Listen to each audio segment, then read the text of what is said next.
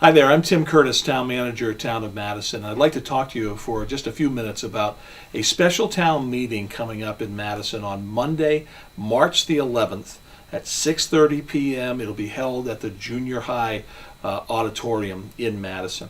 You may have heard or read in the paper over the last few weeks about a proposed 42-bed facility to be built in East Madison by Woodlands Senior Living. And this is a facility that will be what's called a memory care facility, specifically for patients that have dementia or Alzheimer's.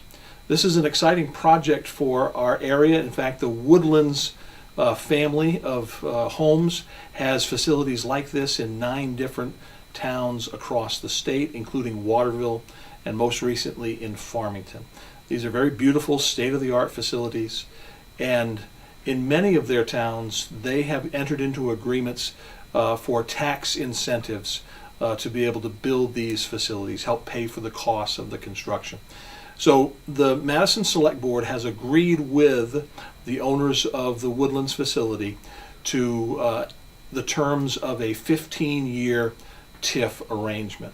Now, the selectmen can only go so far because any TIF arrangements where tax dollars are concerned has to have approval from voters at town meeting. That's why this special town meeting is being held on March the 11th. So we're hoping that you'll come out and participate. There'll be a public hearing at 6:30 and the town meeting will follow soon thereafter. The terms of this proposed TIF, as I said, 15 years. Over that time, the Woodlands facility will be able to retain about 85% of their regular tax bill to help fund this construction.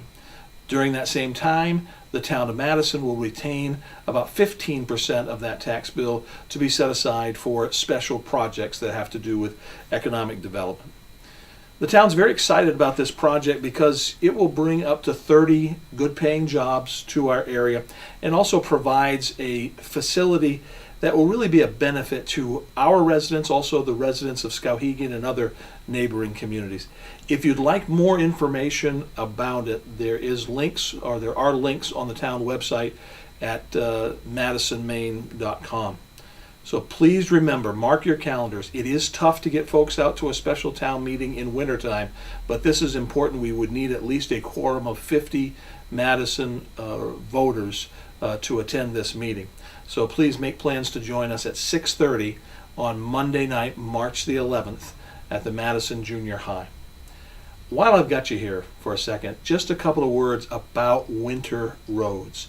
It has been rough this year. It's no surprise to anyone. We have been smack in the middle of the snow belt, getting storm after storm. Interesting fact, since October 30th, there have been 30 winter storms that we have had to send out trucks and plow and sand the roads. If you do the math, that's 120 days, 30 storms. That's a storm every 3 or 4 days. And I know it comes as no surprise to you. Mailboxes are buried, snowbanks are high. The plows will come by and they'll fill in the end of your driveway after you've cleaned it out.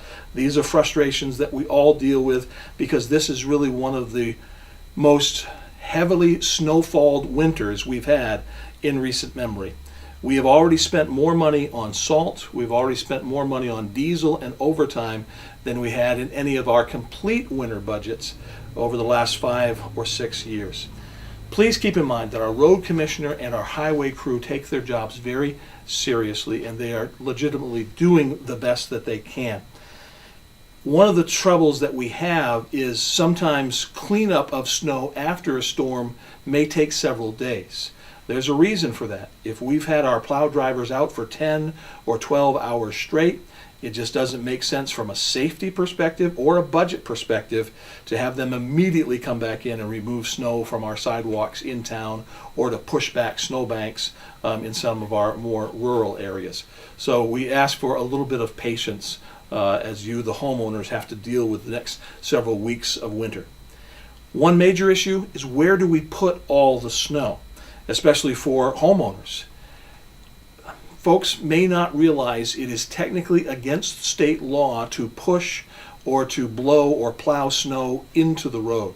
So if you have your driveway plowed and it's been the practice to maybe take some of that snow and push it out of your driveway across the road and push it into the snowbank across the street, you're technically breaking the law when you do that, because that forms an ice berm that when it freezes, it's nearly impossible to move, and it continues to grow and grow and grow and creep out into the road as the winter progresses and we get storm after storm.